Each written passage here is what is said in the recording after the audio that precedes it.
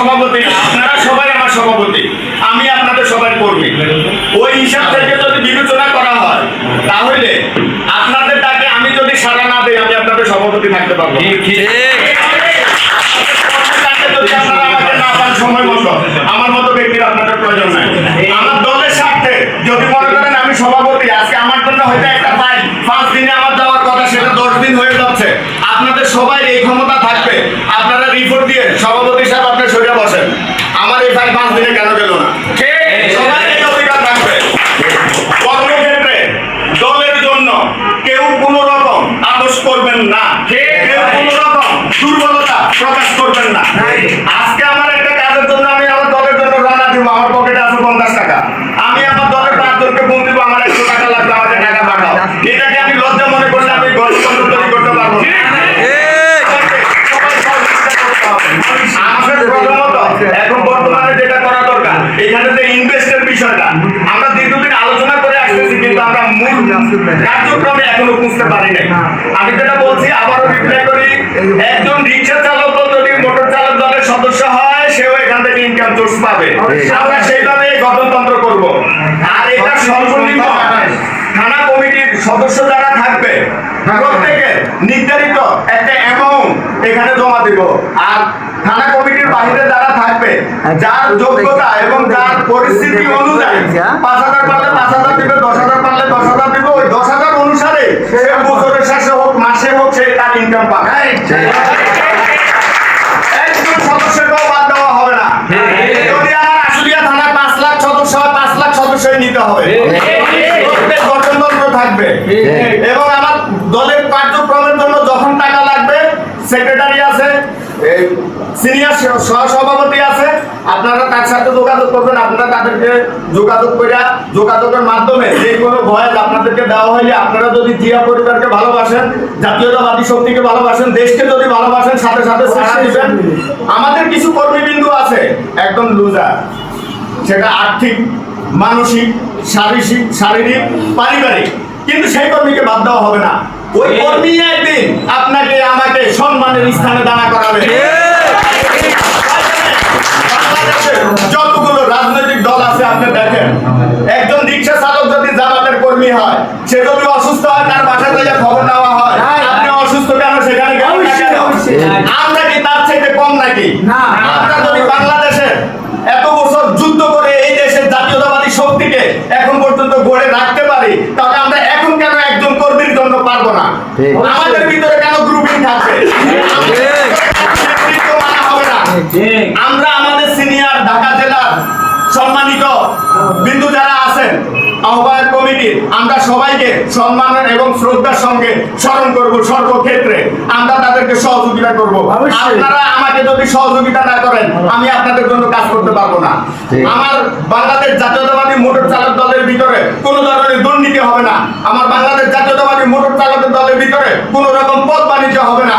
আমার বাংলাদেশ জাতীয়তাবাদী দলের মধ্যে আমি চাই না এই মোটর চালক দলের মধ্যে কোনো পদ বাণিজ্য হোক, কোনো গ্রুপিং হোক, কেউ অসম্মান করুক, এবং কোনো কারণে আমার এই মোটর চালক দল থেকে কাউকে বহিষ্কার করা হবে না।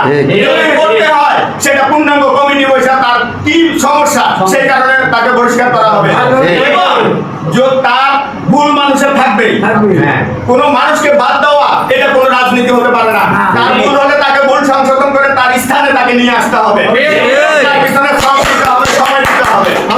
আমাদের কর্মস্থানের জন্য যে ব্যানারের বিষয়ে আলোচনা হয়েছে, এই ব্যানারের বিষয় থানা কমিটির যারা আছেন এবং ঢাকা জেলা কমিটি যারা আছেন, আমি যেহেতু আমাদের অনেক কাজ অগ্রসর হয়েছে, আমরা কিন্তু এখনো কেউ 1 টাকা পেমেন্ট করি নাই, কিন্তু আমাদের ঢাকা কমিটি 6 থেকে 7 লাখ টাকা খরচ করে আসছেন, সেটা হলো আমাদের এই উপদেষ্টা শামীম সাহেব। তাইলে এই যে কাজটা আমরা করে অগ্রসর করে নিয়ে আসছি, এটা কিন্তু আপনাদের জন্য একটা আনন্দের খবর। আমরা এখনো আপনাদের থেকে 1 টাকাও নেই নাই, কিন্তু আমরা 7 থেকে 8 লাখ টাকার কাজ অলরেডি গুছাইয়া নিয়ে আসছি।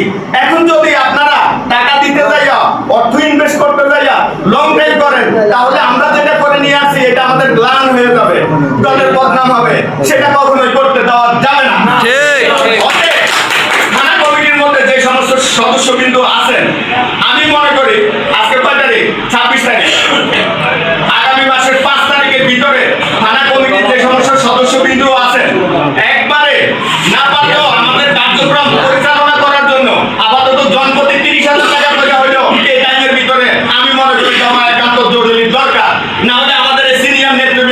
বিপদগ্রস্ত হবে, আর বিপদগ্রস্ত হলে এই কলঙ্ক আমাদের মাঝেও আসবে। আমরা এই জাতীয়তাবাদী রাজনীতির মধ্যে এরকম ঘৃণার রাজনীতি করব না। আমরা যেই কোনো শর্তে, আজকে দেখেন বাংলাদেশে যেই কোনো রাজনৈতিক দলের যত অঙ্গ সংগঠন রয়েছে, প্রত্যেকটি অঙ্গ সংগঠনের নেতৃবৃন্দ তারা যদি সঠিক নেতৃত্ব দেয়, একজন কর্মী কখনোই হারাবে না, কর্মী দিন দিন বাড়বে। আমার এই মোটর চালক দল বাংলাদেশের মধ্যে আলোড়ন সৃষ্টি করতে হবে। যতক্ষণ আমাকে আল্লাহ হায়াত দিয়েছে, আমি আপনাদের মাঝে আছি, আপনাদের সভাপতি, আপনাদের কর্ম করার সুযোগ আমাকে দেন। আজ পর্যন্ত আপনাদের সভাপতি আপনাদের কারো কাছে টাকা চাইছে না? না। কোনো বিষয় না। আপনারা কি কখনো জানতে চাইছেন আমার সভাপতি কিভাবে এই অফিস পরিচালনা করতেছে? না। আমি কেন জানতে চাই নাই?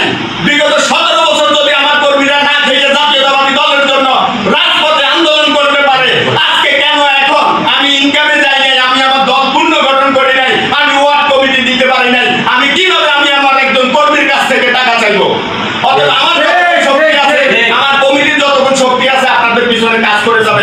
আপনারা শুধু জাতীয়তাবাদী দলের শক্তিকে শক্তিশালী করার জন্য মন দেন, প্রেম দেন, সময় দেন, অর্থ দেন, ভালোবাসা দেন, আপনারা ভালো কিছু পাবেন। এই ঢাকা জেলার যে কমিটি বিগত 17 বছর, আমার এই সভাপতি সাহেব, আমার এই সদস্য সচিব, আমার এই ভাই, আমার এই শামীম ভাই, আমরা যে বিগত 17 বছর আন্দোলন সংগ্রাম করছি, আপনারা কি আমাকে দেখছেন কখনো রাজপথে? দেখেন নাই, অনেকেই দেখেন নাই। আমরা রাতের আধারে গেছি, রাতের আধারে আসছি। আমার এই 4 জন, এই 7 নং ওয়ার্ডের ভিতরে এই 4 জন ব্যক্তি আমার জন্য অনেক শ্রম দিছে। আমাকে, আমি আন্দোলনে গেলে কখন ফিরছি, বাসায় ফিরছি কিনা, পুলিশের হাতে ধরা পড়ছি কিনা, আমি সুস্থ আছি কিনা, প্রতি মুহূর্তে মুহূর্তে আমার জন্য খবর নিচ্ছে এবং আমার পিছনে টাকা ব্যয় করছে।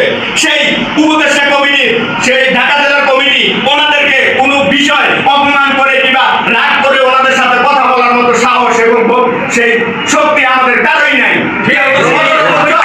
আমার এই নেতৃবৃন্দ যদি অর্থ দিয়ে জাতীয়তাবাদী দলের শক্তির রাজনীতি ধরে না রাখতো, এই আশুলিয়ার মাটিতে আমি কোনো বিএনপি, কোনো অঙ্গ সংগঠনের এই 17 বছরের এত শক্তিশালী রাজনীতি দেখি নাই। আমার এই ঢাকা জেলার কমিটিতে যে 4 জন বিগত 17 বছর যে ভূমিকা পালন করেছে, আজ আমার বলতে খুব কষ্ট হয়। এমন দিন গেছে, আমার এই ভাই আমাকে প্রশ্ন করছে, এই আপনি কোথায়? আপনাকে পুলিশে ধরছে না, আপনি বাসা করছেন, রাতে 3টা বাজে মন দিয়ে খবর নিছে, আপনি খাইছেন কিনা, আপনার ছেলে মেয়ে পরিবার ভালো আছে কিনা? তাহলে আমরা কিভাবে আমাদের এই সিনিয়র নেতৃবৃন্দকে কোনো ক্ষেত্রেই অপমান অবজ্ঞা করব না। যারা নেতৃত্ব দিবে তাদেরকে সম্মান করেন এবং তারাও আপনাদেরকে ভালোবাসা দিবে, অর্থ দিবে, মহব্বত দিবে। আমি এই বলে আমার বক্তব্য শেষ করলাম। আসসালামু আলাইকুম ওয়া রাহমাতুল্লাহ।